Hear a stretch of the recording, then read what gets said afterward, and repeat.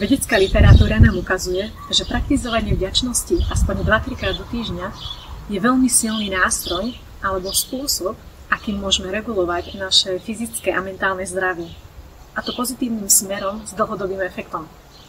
Ľudia, ktorí pravidelne praktizujú vďačnosť, hovoria, že sa cítia šťastnejší, radosnejší, že vidia väčší zmysel vo veciach v živote. Pomáha nám to aj v sociálnych vzťahoch.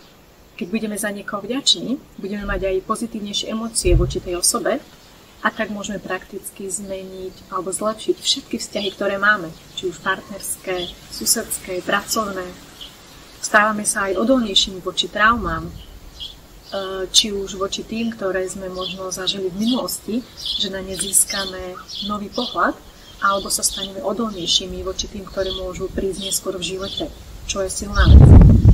A takisto mnoho zdravotných benefitov, ako lepšia imunita, lepšie hodnoty protizápalových markerov a tak ďalej.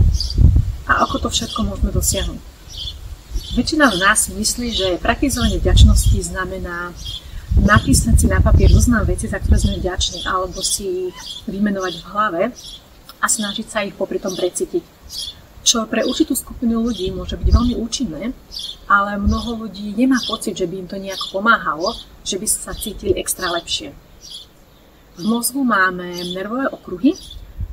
Okruhmi myslím časti mozgu, ktoré sa zapájajú pri tých určitých myšlienkach alebo správaní. Máme prosociálny okruh a obranný okruh.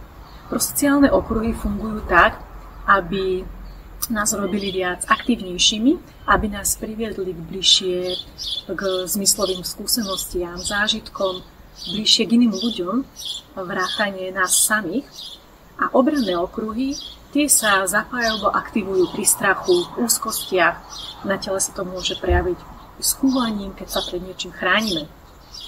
A tieto okruhy fungujú ako taká hojdačka. Keď jeden je aktívnejší, tak druhý je automaticky ako keby redukovaný alebo znížený a naopak. A keďže obranné okruhy nás majú udržať v bezpečí, tak sme akoby prenastavení, máme väčší sklon byť nešťastný ako šťastný. A práve praktizovaním vďačnosti môžeme zmeniť túto hojdačku, že dominantnými sa stanú prosociálne okruhy a tak sa vo všeobecnosti, v priemere budeme cítiť šťastnejší.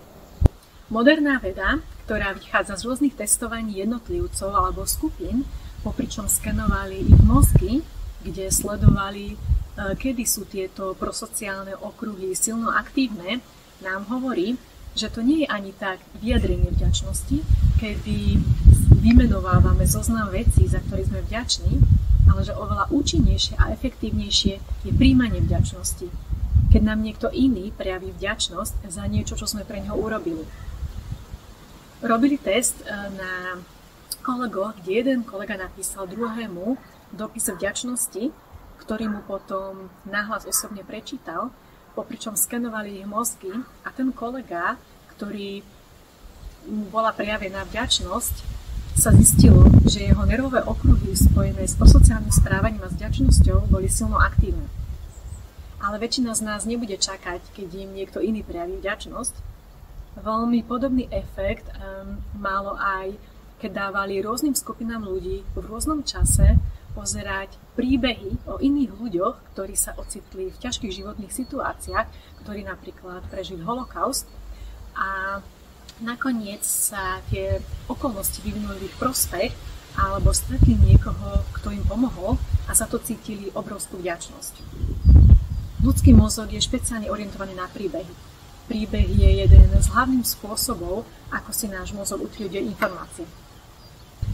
Takže ak chceme skúsiť praktizovať vďačnosť trošku inak, ako sme doteraz vedeli, na základe dát, ktoré máme, stačí si nájsť akýkoľvek príbeh, či už z knihy, z filmu alebo zo života, príbeh, ktorý je pre nás inšpirujúci, kde sa vieme zžiť s človekom, ktorý sa ocitol v ťažkej životnej situácii, a stretol ľudí, ktorí mu pomohli, alebo okolnosti sa vyvinuli v jeho prospech a tak sa cíti vďačný.